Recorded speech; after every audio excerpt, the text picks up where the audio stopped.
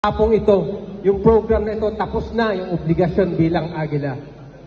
Kundi, naniniwala ko na ang bawat Agila ngayon na nanumpa ay panimula pa lang bilang isang tunay na maglilingkod sa kanyang kuya, sa kanyang ate, at kung sino mang nangangailangan ng tulong.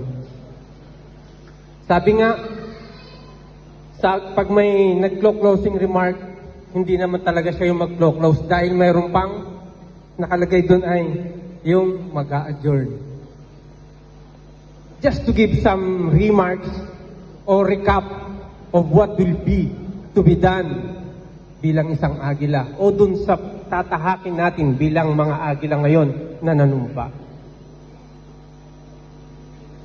Bigyan ko kayo ng isang magandang maikling kwento bakit ako napapunta dito sa Malta. Bakit ako napasama sa Knights Templar. Ako'y nagpapasalamat kay Kuya Ron dahil isa siya sa naging dahilan.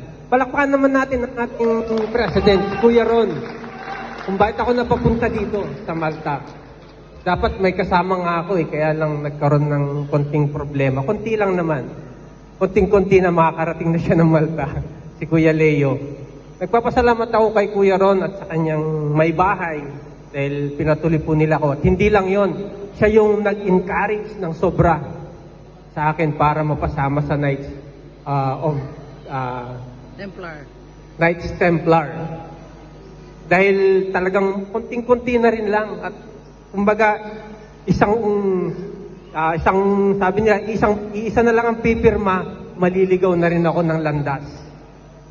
Salamat na lang at nariyan si Kuya Ron na talagang pinagpilitan niya na agawin kami. Pinagpilitan niya na dapat ito kayo dahil ito yung tunay na mandato ng tinatawag natin na nakabatay tayo sa Magna Carta. Kaya habon ko sa bawat isa sa inyo, kung mahawakan nyo ang inyong Magna Carta, basahin po nyo. Huwag nyo pong gawing anting-anting yan sa cabinet nyo. Ha? Kasi yung iba, pag nahawakan na yung Magna Carta, sobrang iingatan yan. Pero wag. Basahin natin at ito ang magiging tamang daan natin bilang isang tunay na Agila. Mabuhay po ang Agila! Mabuhay! Maraming salamat po, Kuya Cesar.